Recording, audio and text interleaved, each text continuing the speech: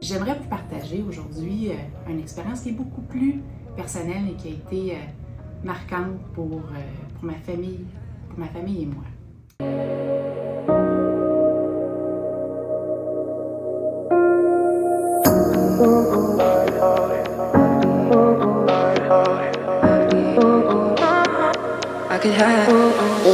C'était le vendredi saint, un 7 avril. Je me souviens encore, on se préparait, mon conjoint, nos enfants et moi, à recevoir de la famille, des amis pour la fin de semaine de Pâques. C'était une belle journée ensoleillée, en plein milieu de l'après-midi. Mon conjoint a décidé d'aller faire une petite course à l'extérieur. En revenant, j'étais sur le divan, je parlais au téléphone avec ma mère et il est arrivé, il a déposé ses choses, il est venu s'asseoir à côté de moi et puis quelques instants après, il s'est effondré par terre. Tout de suite, j'ai raccroché avec ma mère, j'ai mis le téléphone sur l'haut-parleur, j'ai appelé le 911 et j'ai commencé immédiatement à faire les manipulations pour la réanimation. Ça a pris 8 minutes avant qu'un premier répondant arrive dans ma maison. Puis après ça, ma maison s'est remplie d'intervenants.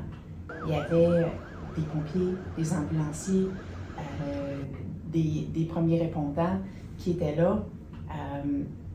Mais quand les intervenants ont commencé à me poser des questions, dans les 15 intervenants qui étaient là, il n'y en avait pas un qui parlait français. Ils ont commencé à me poser des questions, pourtant toutes simples. C'est quoi le nom de votre conjoint? Est-ce qu'il y a des conditions de santé? Est-ce qu'il prend des médicaments? Je comprenais les questions, mais dans le moment, dans l'urgence, j'étais incapable de parler en anglais. J'étais incapable de répondre à leurs questions en anglais. Mon cerveau, lui, il fonctionnait juste en français. Je comprenais avant ce moment-là l'importance de recevoir des services dans notre langue maternelle, l'impact que ça pouvait avoir, mais dans le moment, j'ai senti l'impuissance que je faisais face à ne pas être capable de pouvoir communiquer dans ma langue maternelle.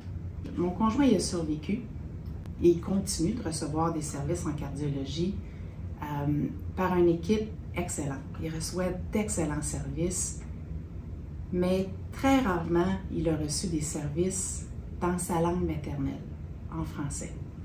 Pourtant, il reçoit des services d'une institution qui a des obligations d'offrir des services en français. Pour moi, recevoir des services dans notre langue, c'est pas un caprice. C'est vraiment une question de santé et de sécurité.